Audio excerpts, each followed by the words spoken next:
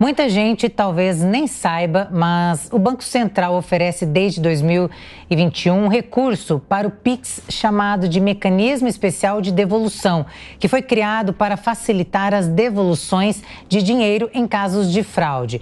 E mesmo com milhões de pedidos de quem está ciente de sua existência, a ferramenta terá mudanças justamente porque ainda não vem sendo bem utilizada. Para a gente entender o que vai mudar e como utilizar esta ferramenta, eu converso agora com o especialista em Direito Econômico, Stefano Ribeiro. É isso mesmo, Ferri? Muito boa tarde. Falei o sobrenome certo? Sim, Ribeiro. Ribeiro, muito bem. Colocaram aqui para mim outro nomezinho.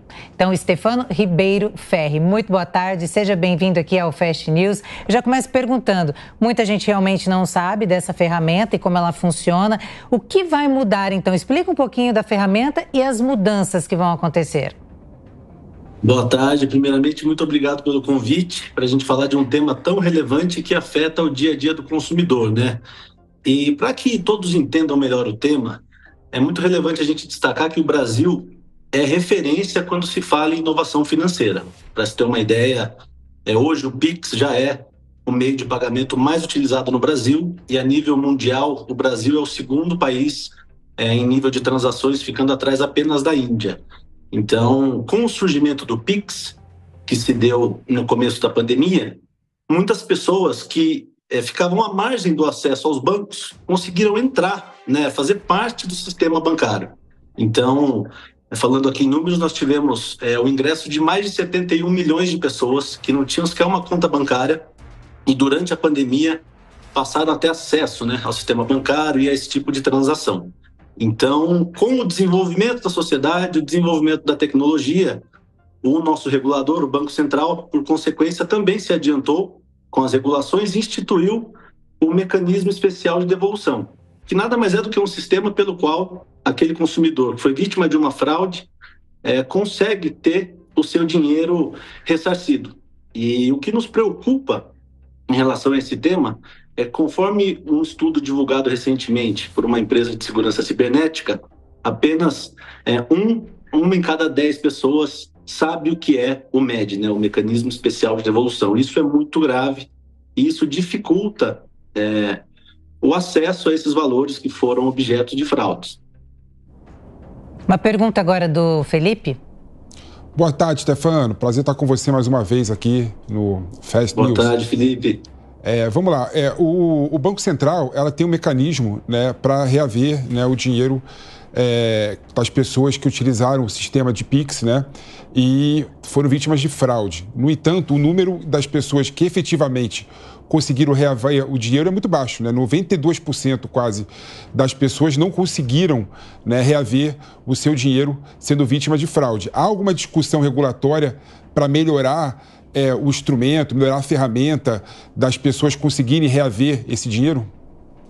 Perfeito. No meu entendimento, são duas razões para essa dificuldade no acesso ao dinheiro que foi objeto de fraude. A primeira razão é a assimetria de informação que nós temos hoje no Brasil. Por mais que a ferramenta avance, por mais que o mecanismo de devolução especial avance, a falta de informação é o motivo principal para que esses valores não sejam recuperados.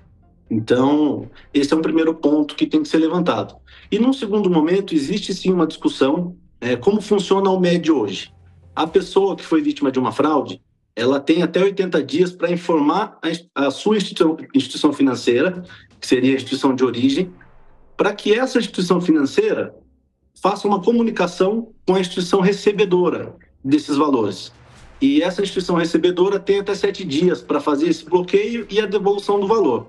Mas o que ocorre no Brasil, na prática, é que os consumidores, quando sabem como utilizar o MED, acabam demorando muito para fazer essa solicitação. Então, os golpes hoje no Brasil contam com uma engenharia social muito avançada e a velocidade com que esses valores transitam pelas contas é muito acelerada. Então, a primeira coisa que o consumidor tem que fazer, quando percebe que é vítima de uma fraude, seria acionar diretamente o MED, mas muitos acabam perdendo tempo, indo até a delegacia no primeiro momento, ou correndo até a agência bancária, enquanto o que se tem que fazer é entrar em contato com a instituição financeira, ou por aplicativo, ou pelo telefone, para acionar imediatamente o MED. Então, hoje existe sim uma discussão, inclusive proposta pela FEBRABAN, que é para aprimorar o MED no sentido de que se passe a aumentar o alcance dessa busca pelo dinheiro. Hoje, se monitora o dinheiro que foi do ponto A para o ponto B, para que o ponto B bloqueie e retorne para o ponto A. A ideia da FEBRABAN é que esse limite seja alcançado para diversas contas futuras, porque esse dinheiro não para no ponto B, ele continua transitando até que alguém realize um saque. Então, a ideia é estender essa busca. Mas ainda assim, como nós falamos anteriormente, se não tiver conscientização, informação correta, só o desenvolvimento da ferramenta não resolve o problema. Stefano, e falando da facilidade que o Pix trouxe para o cidadão, um último levantamento do Banco Central mostra que cerca de 20% dos adultos ainda não têm o Pix. Quase 28 milhões de brasileiros. Tudo isso por conta de golpes, do medo também de usar essa tecnologia e facilitar com que criminosos acessem ou o celular ser roubado, porque hoje tudo a gente faz ali pelo celular, né? E como conscientizar as pessoas para usar com segurança, de repente, a ter o sistema que é muito importante e facilita o dia a dia? Exatamente. Existe um fato curioso, né? Isso é de conhecimento de todos, inclusive da nossa audiência. É muito fácil você abrir o aplicativo do seu banco e receber uma proposta de empréstimo ou algum crédito que tenha sido disponibilizado para você. Mas é muito difícil encontrar uma informação clara, um aviso, né? Ao invés de um oferecimento de empréstimo, por exemplo, um aviso de como funciona o MED, quais são as ferramentas, quais são os prazos. Por óbvio, isso acabaria aumentando o trabalho dos bancos, então a gente não vê, né, um trabalho tão proativo no sentido de fornecer informação exata, transparente, clara para os consumidores. E a gente tem que sempre considerar a realidade social do Brasil. A gente sabe que muitas pessoas não têm acesso à informação e um ponto mais grave do que isso, muitas pessoas que têm acesso, quando acabam sendo vítima de uma fraude, cujo valor é muito baixo, elas acabam optando por não ir atrás, não acionar o mecanismo, não realizar boletim de ocorrência. Isso é muito grave, porque a gente tem uma subnotificação do número de fraudes, né, do número de prejuízos.